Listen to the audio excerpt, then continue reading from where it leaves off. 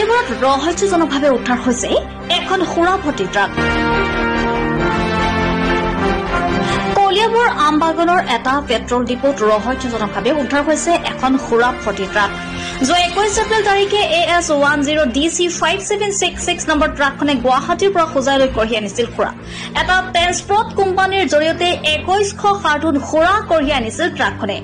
নগাঁও পোৱা পৰ্যন্ত সকলো ঠিকেই আছিল। নগাঁও পোৱাৰ পাছত GPS নিয়ন্ত্ৰণৰ পৰা বাহনখন নোহোৱা হয়। 30 এপ্ৰিল তাৰিখে ট্ৰাকখন অচল অৱস্থাত উদ্ধাৰ হয় কলিয়াবৰ আমবাগানৰ এটা পেট্ৰল পাম্পৰ চৌহদত আৰু আৰক্ষী আবকাৰী বিভাগৰ যৌথ অভিযানত জব্দ হয় সুৰাখিনি।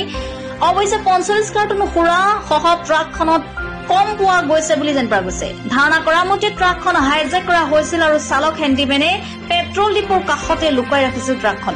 চালকজনৰ ঘৰ চামগুৰিৰ কাৱৈমাৰীত বুলি জানিব পৰা গৈছে আৰু অভিযানকাৰী দলে জব্দ কৰা সুৰাখিনি CG15DV4595 নম্বৰ অন্য এখন ট্ৰাকত উঠাই উলনি আৰক্ষী থানালৈ লৈ যায়।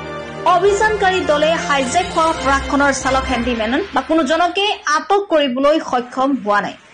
কলিয়াবৰৰ পৰা অনুপ বৰাৰ ৰিপৰ্ট, আছাম লাইভ 7।